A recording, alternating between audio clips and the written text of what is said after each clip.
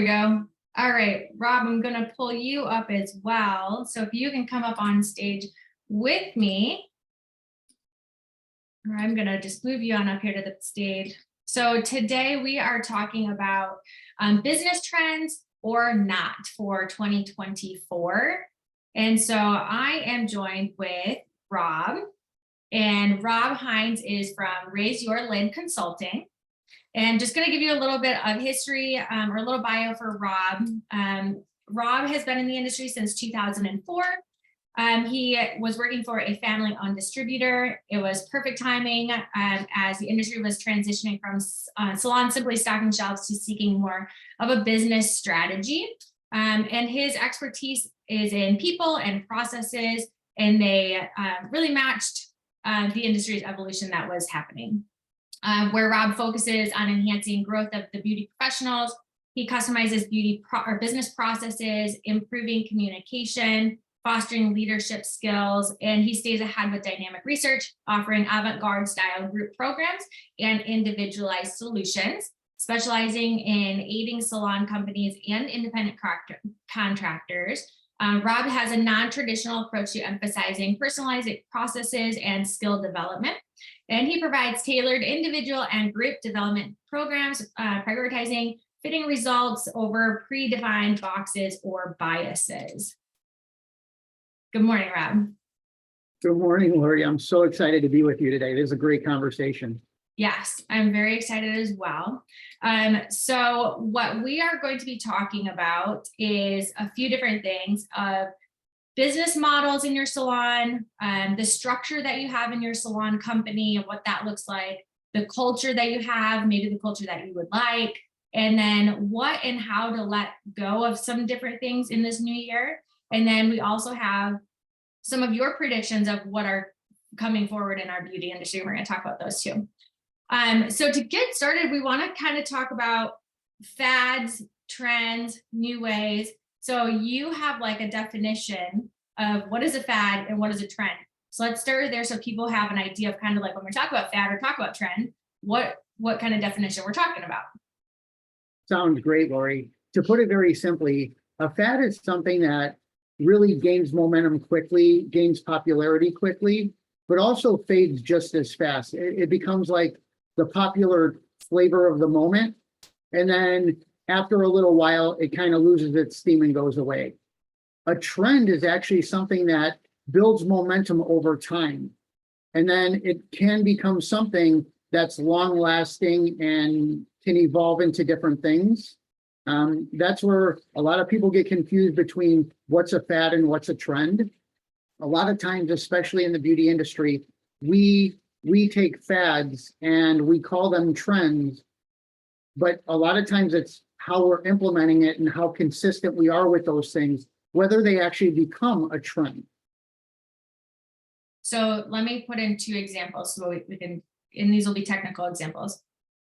Hair tinsel and feathers. Fad? Yeah, so if that's something you're not constantly offering and consistently promoting, that would be a fad. And a fad can come and go. Like it was big, popular like 15 years ago, then it was gone. Now it's recent again. People are starting to do some tinsel services or feather services. So fad, they can come back or go. Or like doing balayage on trend, right? It kind of started, it's growing, it's kind of trending now, and doing some of those techniques. Okay. Those are great examples. Balayage, especially one that's existed for a long period of time. Now techniques and stuff have evolved, but balayage has always been a thing. So that's something you would consider an ongoing, long-lasting trend for sure. Cool. And although we're not really talking about technical skills today, we're really talking about business skills today, and what's happening in people's salon companies and how they're modeling those. So let's start with the business model. And there's a few different ways, and we're not here to tell anybody what's right or what's wrong. We're here to kind of help lead them, guide them, answer some questions, which makes you think. If anybody does have questions while we're going through these, or suggestions or things to add or chime in, there is a chat box, so you can add your comments or questions to the chat, and we'll make sure we get to them. But we're talking about business models. So when business model, we're talking about commission-based salons, booth rental salons, And now also we're starting to see a little bit more hybrid salons. Yeah, so with commission, or what we'll call employee-based salons, that's a model that's always existed. However, it is stayed in tradition. So when we talk about the difference between fad and trend, are people evolving that model?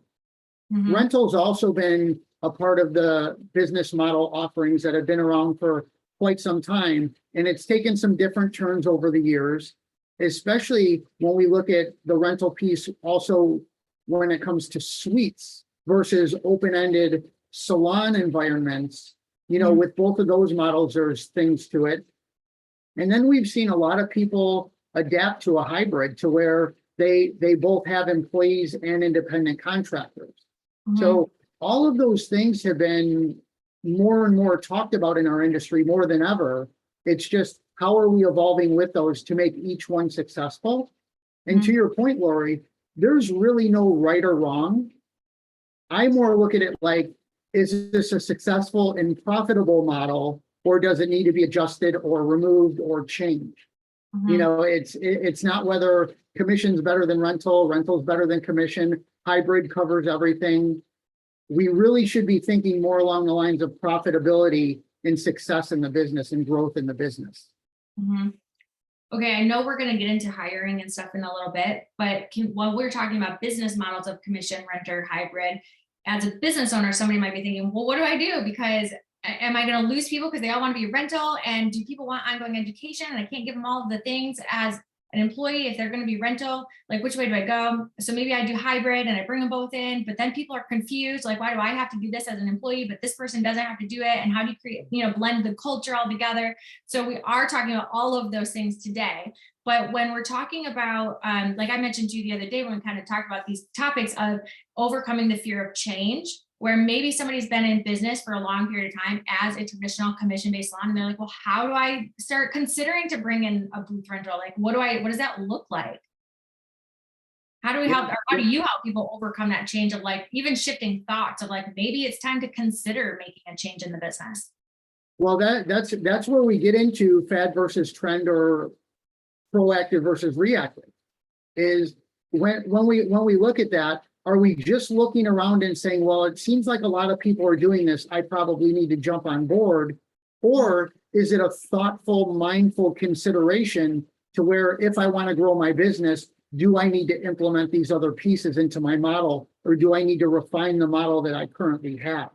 So it depends on the mindset, whether it's being proactive or reactive, that we're gonna either make those decisions based on facts and data, or are we making those just on emotion and reactivity? Mhm.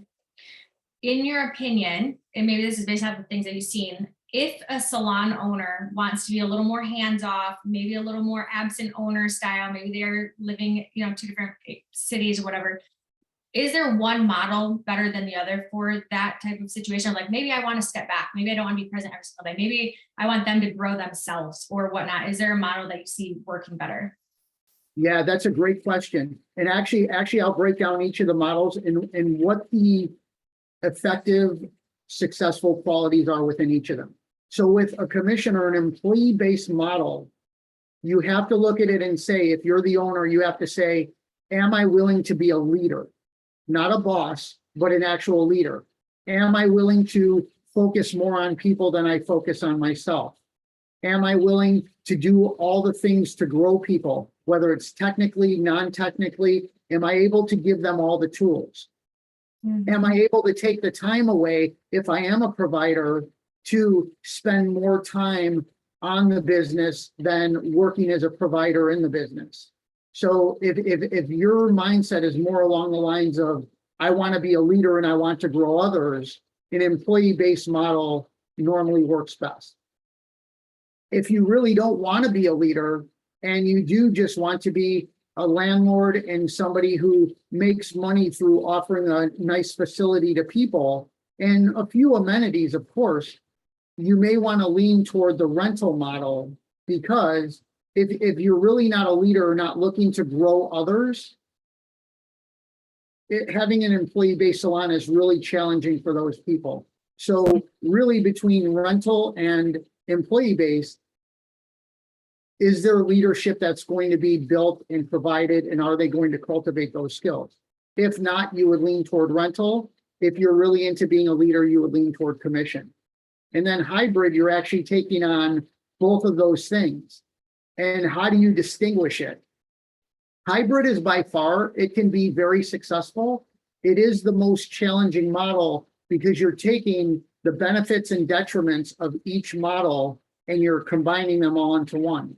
So how do I be a leader to the people that are employees of mine, but still be an effective landlord to the people that I'm renting to and not crossing boundaries or lines?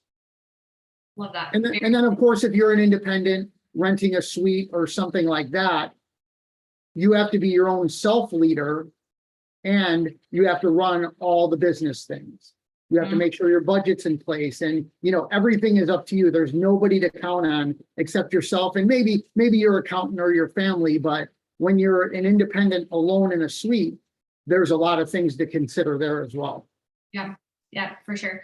One thing I will say is perhaps we have salon owners listening that have been in business for a very long time. And maybe they started their business as commission and they had all of those things that you mentioned, like they wanted to grow people there. And maybe they got to a point somewhere along their career that they're like, okay, I'm just kind of tired of doing this now. Maybe they're a little burnt out from doing that. That's where that mindset and shift comes of like overcoming that fear of change. Of like, it's okay if you're not in that place anymore and you want to make that change to maybe being more of a rental based salon company and make that change and bring your team over that change with you. That's okay to do that. And it's okay to identify that, but starting with identifying it of like, where are you as a leader and are you still in that place? Or were you a rental salon owner and maybe you want to really grow and develop people and change their business and you want to jump into the commission side of things, and that's okay too. You make a great point here, Lori, and this is something that anybody that's tuning in today should take into consideration.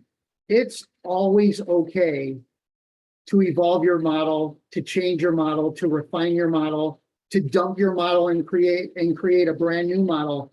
Here's what I would recommend for everybody.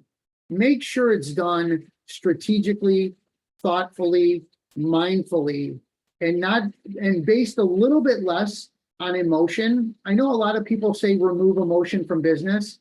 That's nonsense. That's absolutely impossible to do. There's always emotion attached. It's just that when the emotion controls the decision making, that's when it becomes troublesome. So it's definitely okay for people to change over. I would just encourage to look at all the data around it and do it mindfully and strategically. And the other last piece about that is working with somebody like you, Rob, right? Like it's an outside perspective, somebody that has a different emotion to the situation of like a non-biased opinion. So it's not like your best friend, it's not your business partner, it's not your parents who are gonna like tell you anything. It's okay. Like it's a different perspective that can take somebody's business, break it down, see how it's working, see how it's not working, what could be the recommended changes. So, all right, cool. So those are sort of our business models to go over. And then we wanted to talk next about the structure within the business. So after you have your established business model of how you want to or continue moving forward with your business model, what does the structure inside of that business look like? And one question that I had for you originally was, how can you implement these things in an existing business if you've been without structure or without enough structure for so long without making your team feel threatened? And that's a true commonality. A lot of times people said, okay, I'm a great artist or a great hairdresser or esthetician. Now I want to open my own salon. I want it to look very nice. I want to offer great amenities. And then I want to bring on a very cool team. But those processes went to the wayside.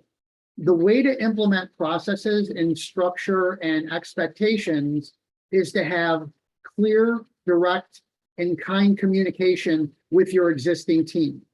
Whether you're employee-based or rental or hybrid, whatever that model looks like, clear, direct, and kind communication, letting people know ahead of time, getting their buy-in and their feedback, not necessarily taking all of their opinions and their ideas into play, but at least hearing them out. That's one of the things we call psychological safety. If you can be clear, direct, and kind with the things you're looking to do, chances are there's still going to be reluctance. However, if people are well informed ahead of time, a lot of times the reaction to it is much better than just saying, okay, starting next month, we're going to have this serious set of rules and we're going to be doing this and this and this, and they were never aware of it. That's when things start to scramble and become bubbly. And it puts fear into people's minds of like, why this rash decision? Why are we changing suddenly? So we do have a poll for everybody while we're kind of going through these. And this one is really based off of the structure of your business. And we want to know, when it comes to changing your business, are you more proactive or are you more reactive? So we'll give you a second to take that while we continue to talk about this, because we want to know, do you make decisions in the structure? So like, do you put things that we wanted to talk about around structure, Rob, were salon agreements. Is there an agreement? Do you have an agreement in the salon?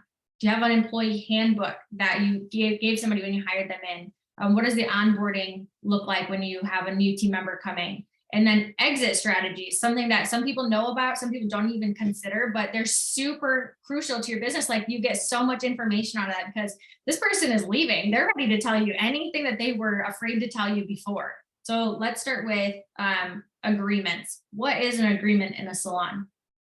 Okay, so one of the things we definitely want to steer away from are things like agreements that hold people to, if you leave the salon, you can't be anywhere within 5 miles, 10 miles, that sort of thing.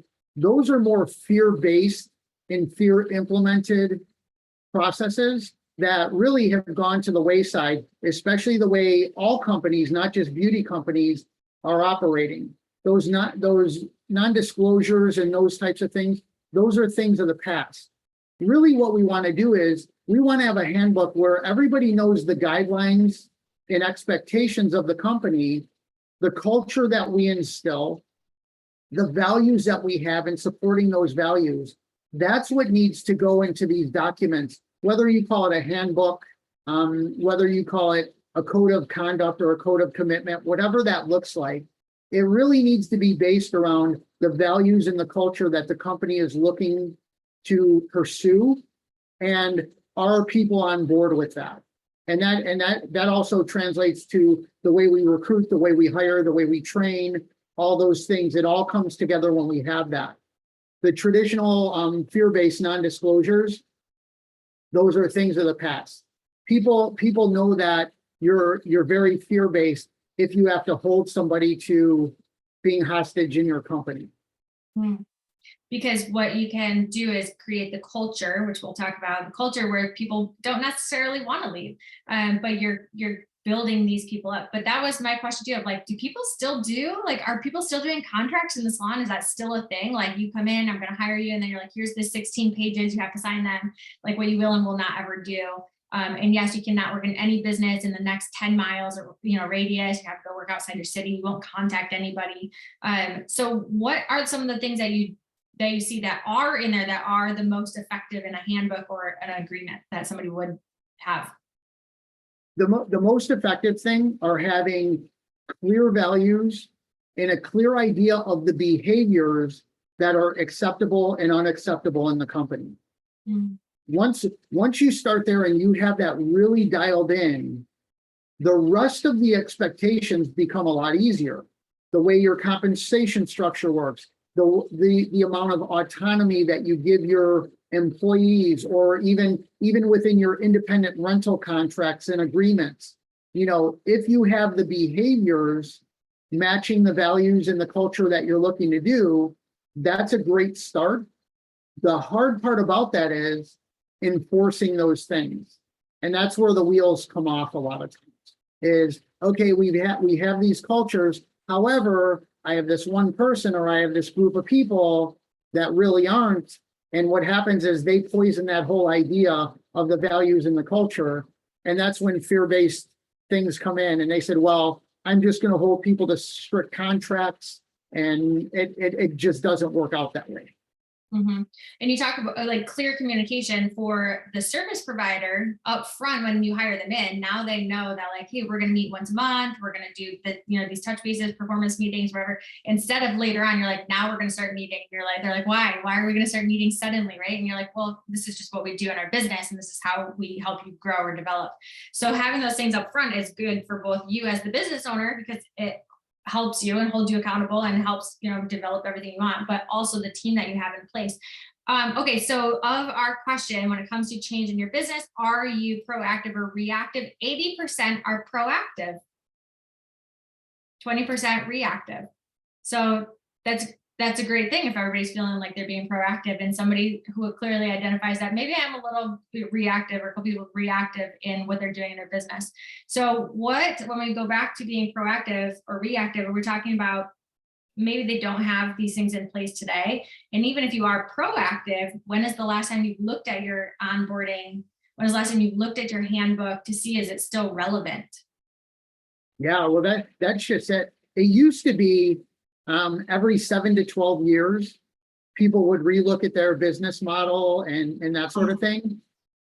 Too long. That's been something that's shortened quite a bit. Realistically, every year you should do a light evaluation and look at the previous year and what's worked, what hasn't worked. But realistically, if you look at your model every 2 years, every 2 to 3 years, and you really see the data, what's working, what's not working, what's growing, what's not growing, then you can make those adjustments. So within a 1 to 3 year period, it's always a good idea to reevaluate. Especially if you feel like you're at a place where you want to adjust your business model. Anytime you're adjusting your business model, definitely take a look at your agreements and handbooks also, because those would probably also need to be updated as well. Okay. A business model is a big jump. That's a big thing. It could even be the little things, Lori. Every 6 months to a year, you could look at it and say, okay, well, how are our policies for both either employees and contractors or clients, consumers?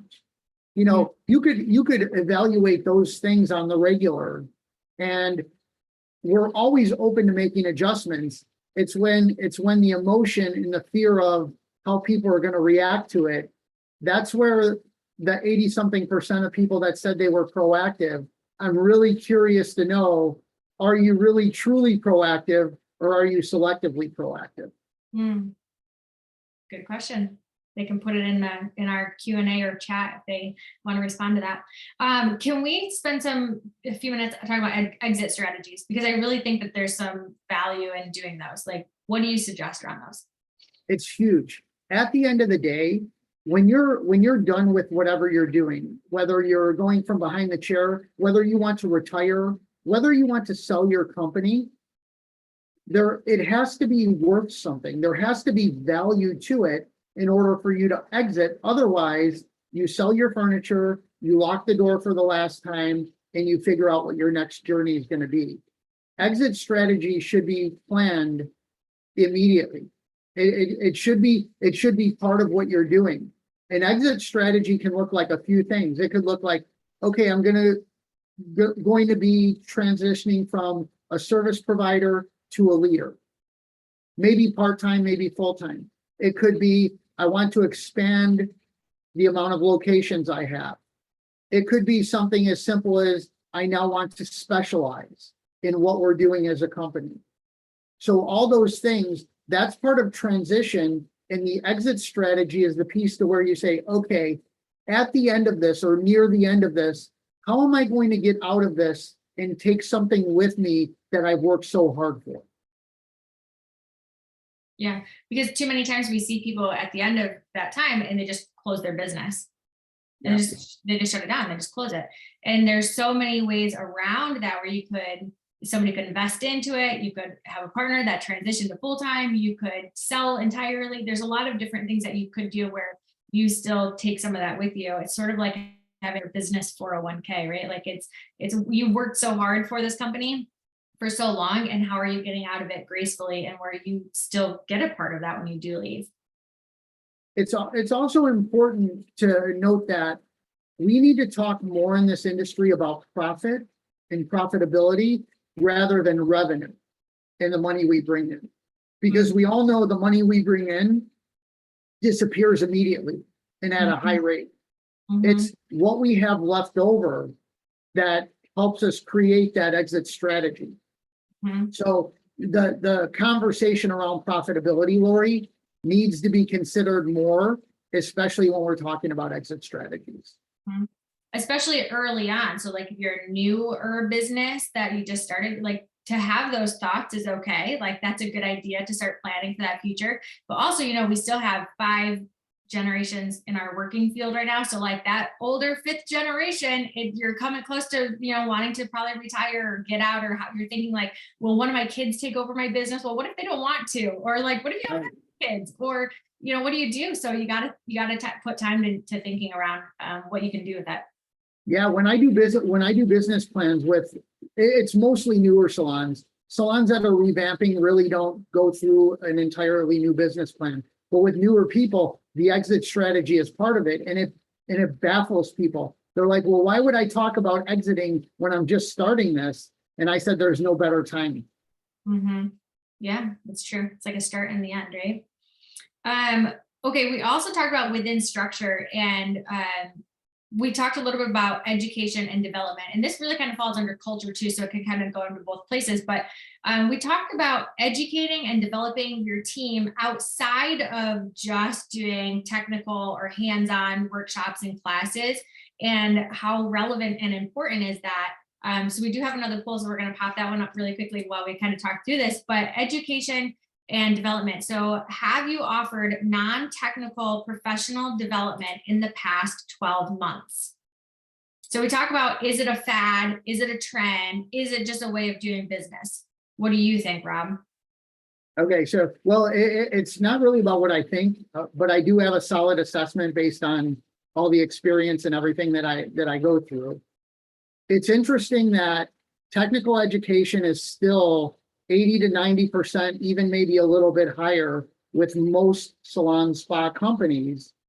And I get that. It's fun, it's exciting, it's sexy, you know, it's something that keeps people going. However, in my discovery of not only my clients, but colleagues in the industry, the thing that's lacking the most are the non-technical skills: communication, human connection, leadership ability.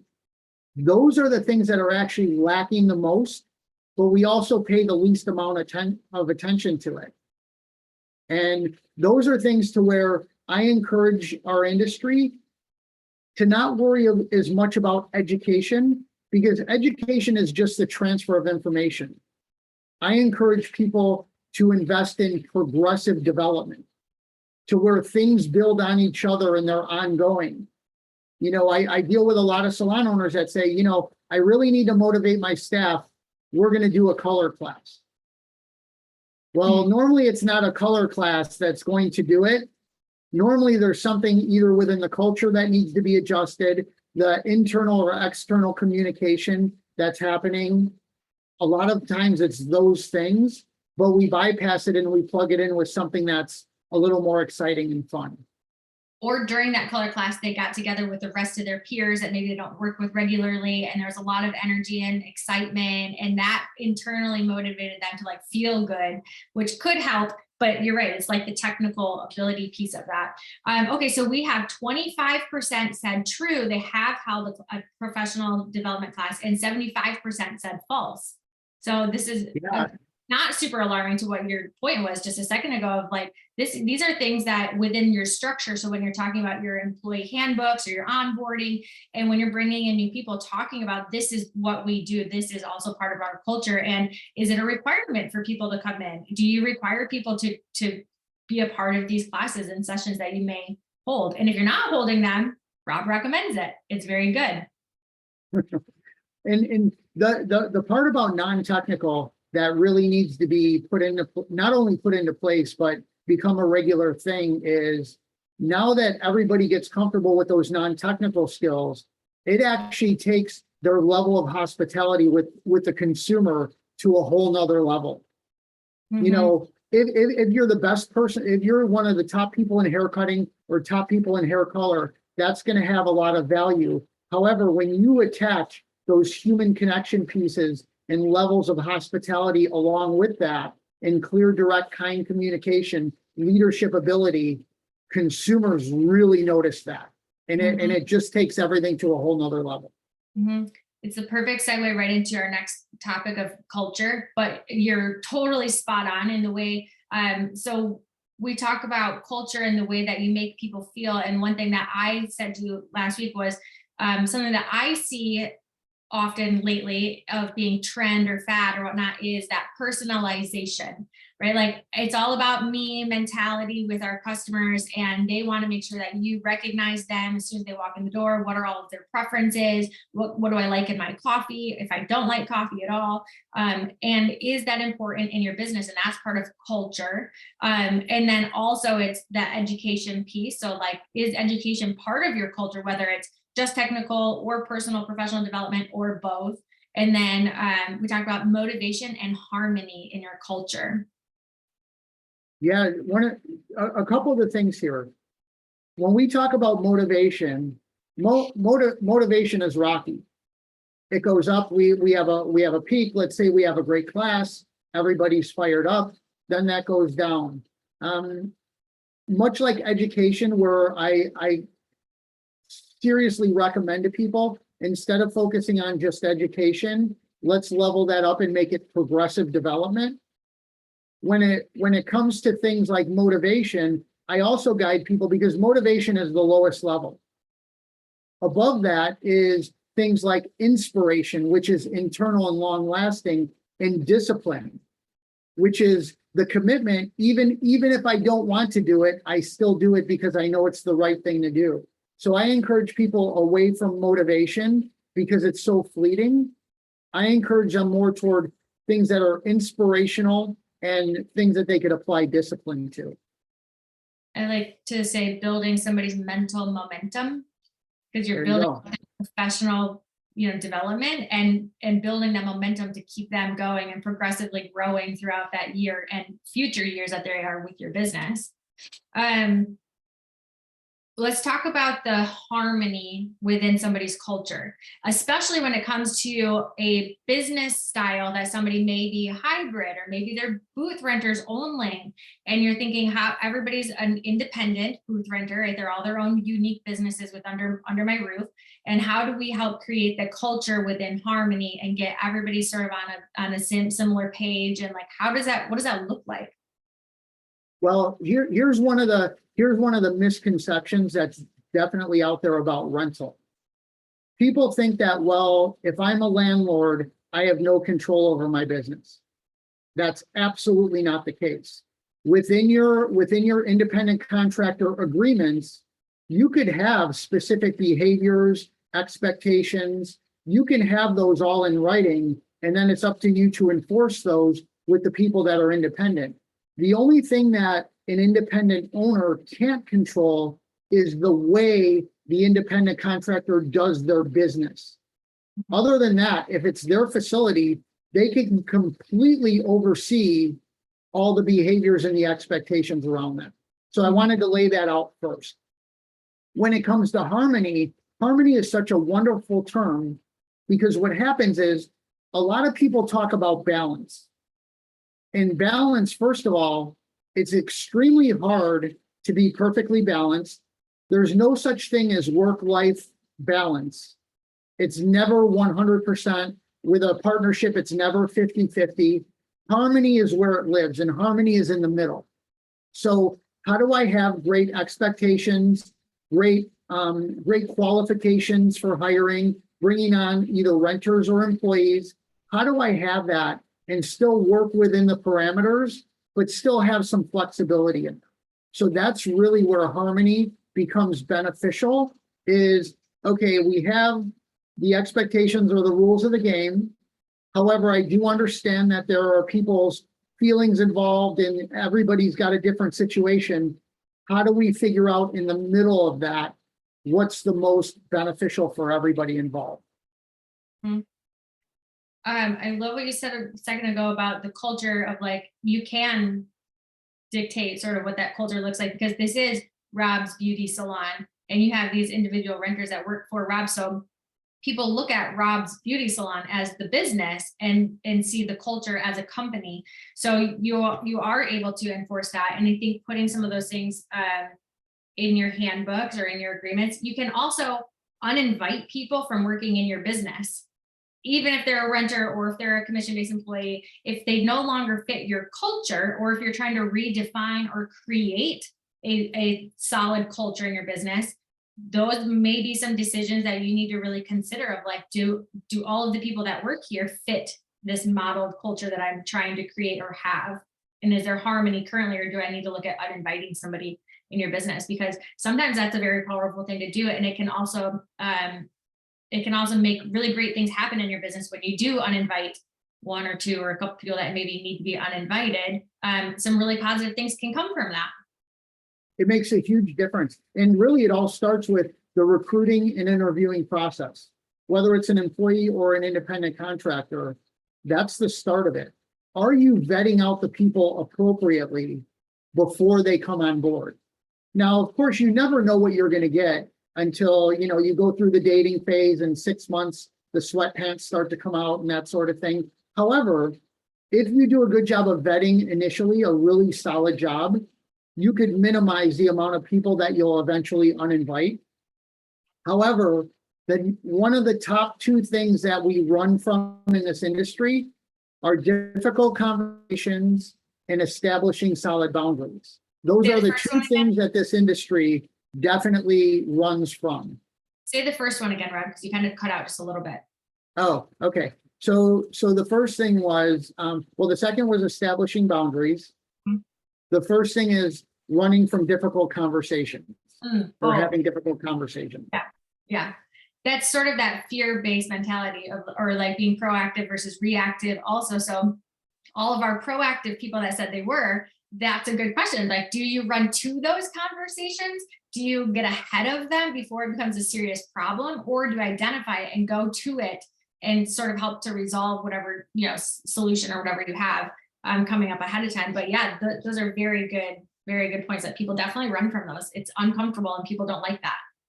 Those are the things I specialize in helping either my salon owners or independent contractors or whomever.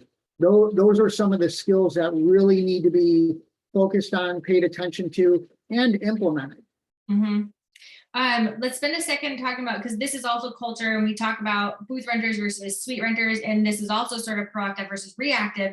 There's a lot of fearful mentality in our industry right now of, if I do this, is my whole team going to walk out the door? Or if I implement this, are they all going to, or there's a new suite rental business opening up, 2 miles on the road, are they all going to run away? And so as an owner, people are very fearful of like, they're very protective, but it's in a reactive set of like, I need to protect my business. I have to give everybody the world. I have to give them, 70% commission. I have to like do everything I can to keep them here. But a lot of that is within the culture that you're creating of like, how do you make sure that even if something like that does open, they still want to be here. They still, enjoy the culture, and there is harmony, and it is peaceful for them to be, in your business. I've got a quick piece of coaching and advice for everybody. Instead of worrying about all the reasons that they're going to leave, what reasons are you giving them to stay? And are they relevant to what they're looking for while you're also running a healthy business? Because a lot of times the reactivity said, I want to keep people, so I'm going to pay them a percentage of commission that's totally financially unhealthy, but I'm going to keep them. Well, those things end up being short-term anyway. Either you go out of business or they leave anyway because they think they could get a better deal somewhere. So a lot of that comes down to having a strong culture standing by that. And are you giving them, what reasons are you giving them to stay that still keeps your business healthy? Instead of worrying about, well, this suite opened up down the street, and if they're going to leave, chances are they leave for a couple reasons. And the top reasons are poor leadership, lack of structure, and not being heard. Those are three components that will continue. Now, there is a component that's relevant that says, you know what, I've done this for long enough. I do want to go out on my own and open my own business. There is a part of that, but it's a very small percentage. Mhm. A fourth one that if I could add to that, that I do hear a lot too, is the professional development, which we were just talking about. Is that something that people really do seek out? So we saw 75% of people are not doing that. So that may be a huge opportunity. Okay, one other poll we have here, this is totally different from here, but we're talking about, is this a fad or is this a trend? And one of the things that I said to you that I'm seeing around culture and people starting to implement in their businesses are around wellness. Okay, wellness is like a hot topic word right now, and people are hearing these and different things are probably going through your head. But one of the questions that we have is wellness a trend, a fad, or a new way forward? If people are implementing new like salt caves and red light, blue light therapies and Reiki and like all of these different things that we're hearing are like pop-up words, is this a trend, a fad? Is this a new way of doing business and are you implementing it? And then from there, do you have a plan? Is it strategic? Are you proactively considering these things? Like, are you building space to have it, or is it something you're just dropping in different rooms just so you can be a piece of the pie, right? So we'll give everybody a second to think about what that looks like. So far it's 50-50. 50% said it's a fad and now it's uneven again. 67% said it's a new way forward and 33% say it's a fad. So very opposite reactions, but just curious, what are people thinking? Because it is a trendy word right now, is wellness. I love this. And the real answer, it's both. It's a fad if it's something that you're just doing reactively for the moment and you're checking a box. It's actually a valuable trend because everything in our lives, even outside of beauty, are revolved around healthier lifestyles, whether it's through diet, whether it's through exercise, whether it's through mental capacity, things like meditation. So wellness is a trend that's building, growing, and it's going to continue that momentum. We are going to be experiencing those things in our lives. When it becomes a fad is when we do it to check a box and we're not consistent with it. Mm-hmm. Okay, we got 17% said a trend, 17% said a fad, and 67% a new way forward. And the last piece to that I'll add is that these things are not just what you're offering your customers that are coming to your business, but wellness, like you just said, is like all around us. So your team is very in tune to what is wellness for them and their well-being and their mental stability when they come into your business to work for you. So having some of those things available to your team and helping support their own wellness is also very important. Okay, companies that are really taking this to heart and they're really implementing are looking at the types of benefits that they offer their employees. Mm-hmm. And a lot of that comes around, are we allowing an allowance for both progressive development, and are we also offering an allowance for wellness? Do they want to go see a chiropractor? Do they do yoga classes together? There are so many other things that could contribute. Do they all have an agreement within the salon to say, you know what, we're actually going to hold each other accountable to eating better and taking appropriate lunch breaks and doing all those things. So yeah, again, it can be a fad or a trend, but it's definitely worldwide. It's a human trend that's going to continue. 100% agree. Okay, so Rob, you have some of your own visions of what is going to be adapted into our industry in this coming year or two. So share with us, what are some of your thoughts? Yeah, there are just a few of them, and I'll just name them quickly, and then if you want to discuss further, we can.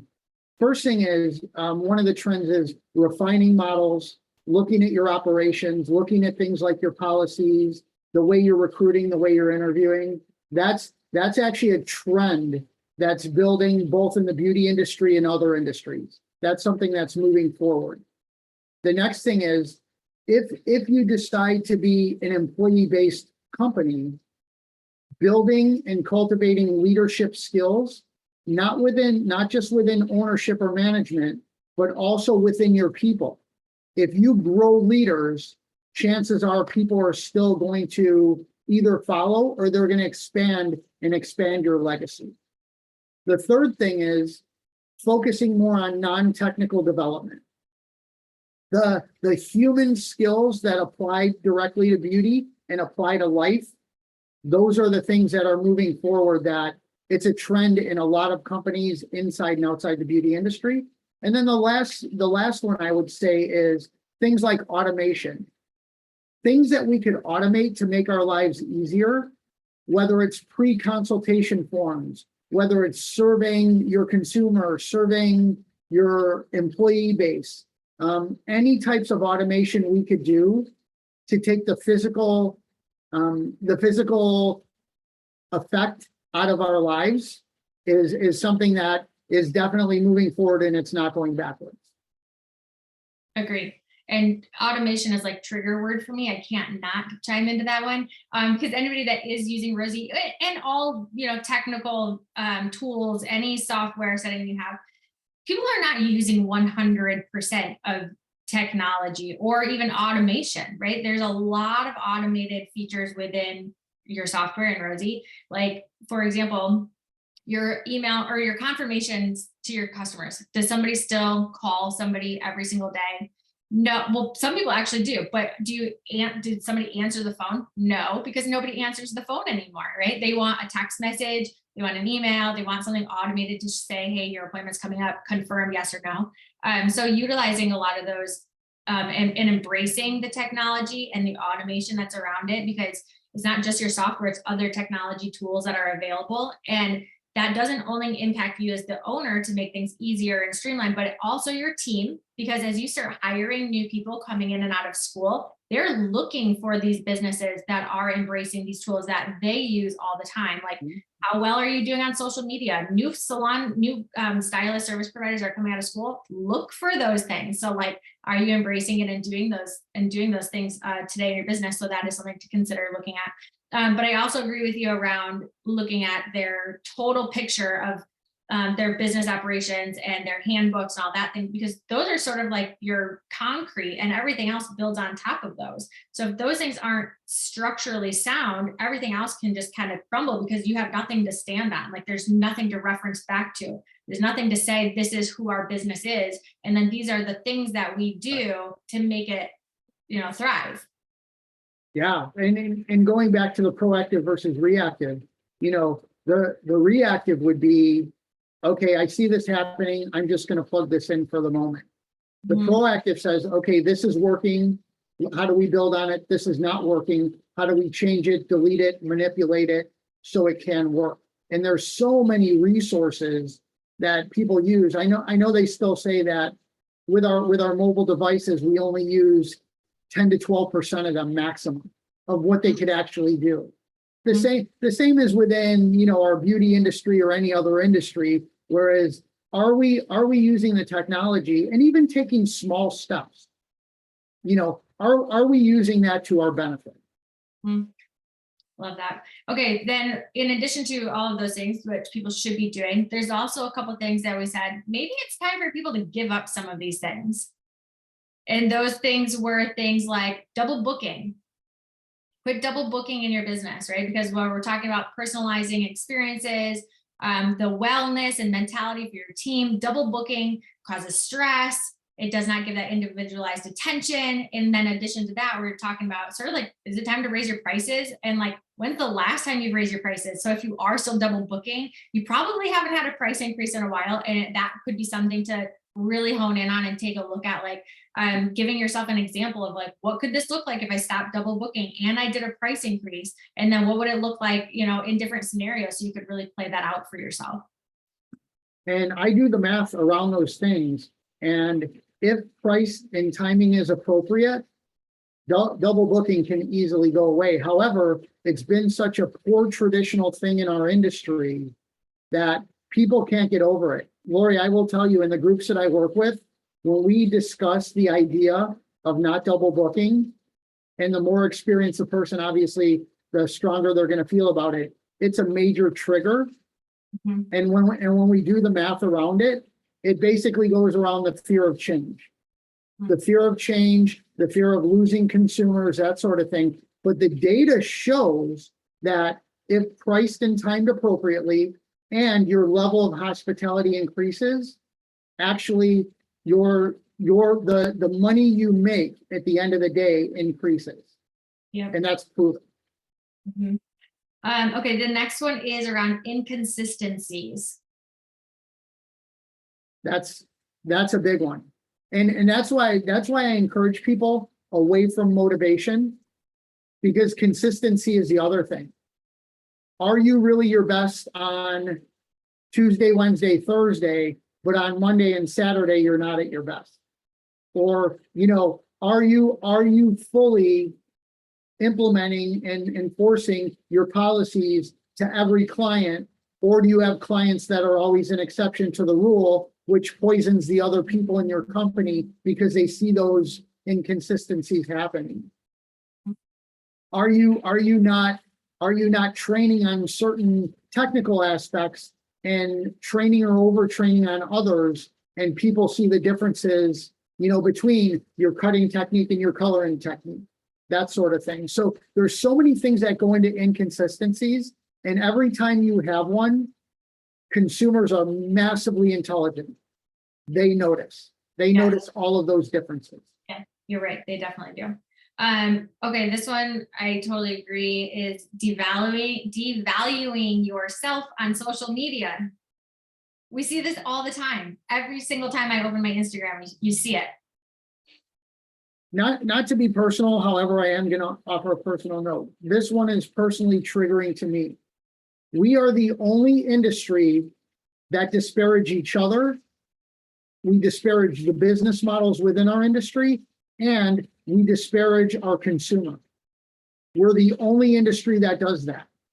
And now I know there's probably people on here saying, yeah, I don't like when I see that. I don't like when I see that. But there's also people on here that do it, and they like those reels. They comment on those reels. This is so funny.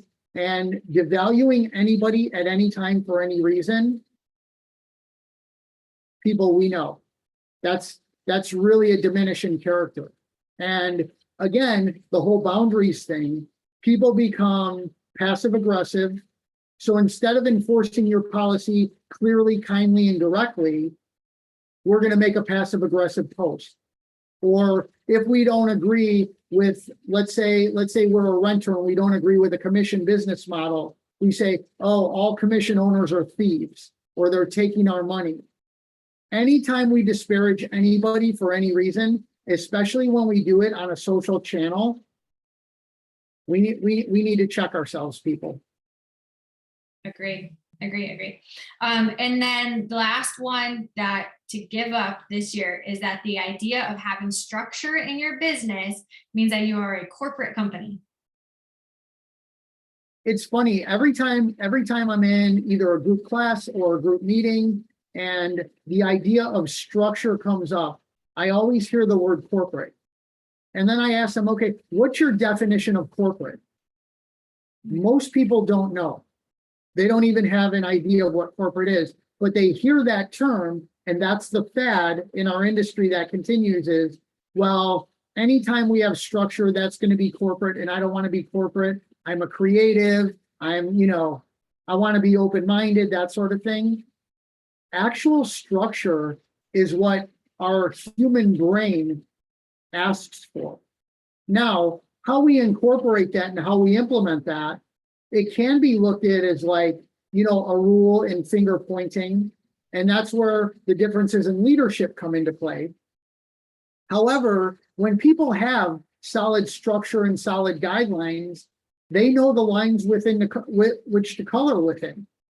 And normally people are good on it. It's when it goes to extremes one way or another that people look at it and they say it's corporate. The other thing around people with the corporate idea is it's just fear of change.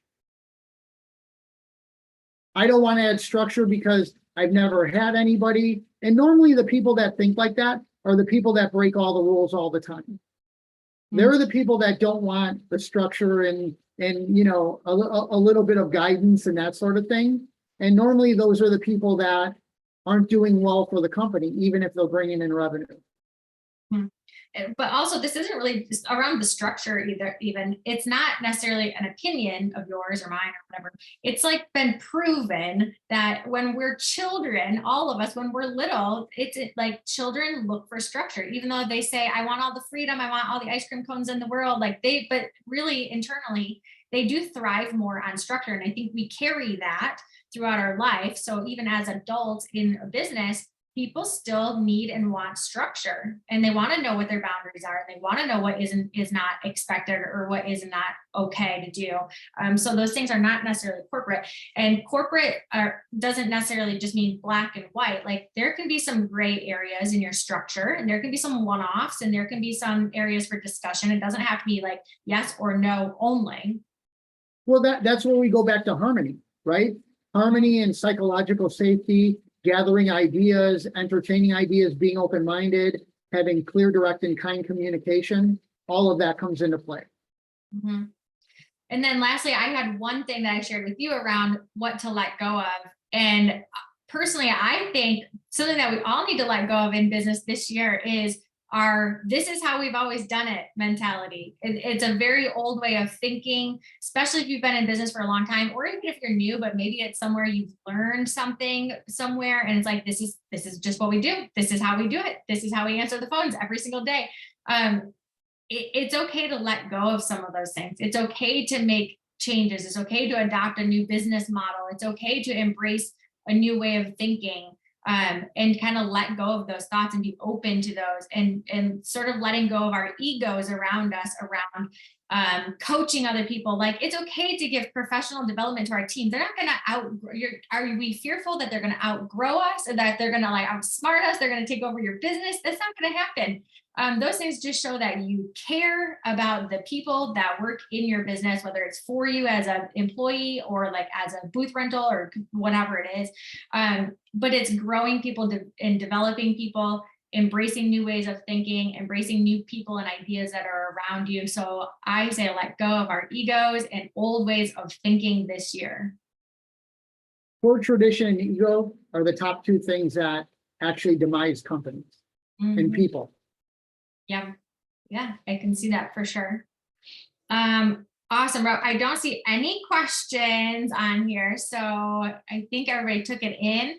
But I do really just want to say thank you for being on here and having this conversation with me around 2024 and business trends, fads or trends or new ways of doing business, because there's going to be a lot of things that come up this year, next year, and people's heads are just kind of spinning around, what do I do and where do I go?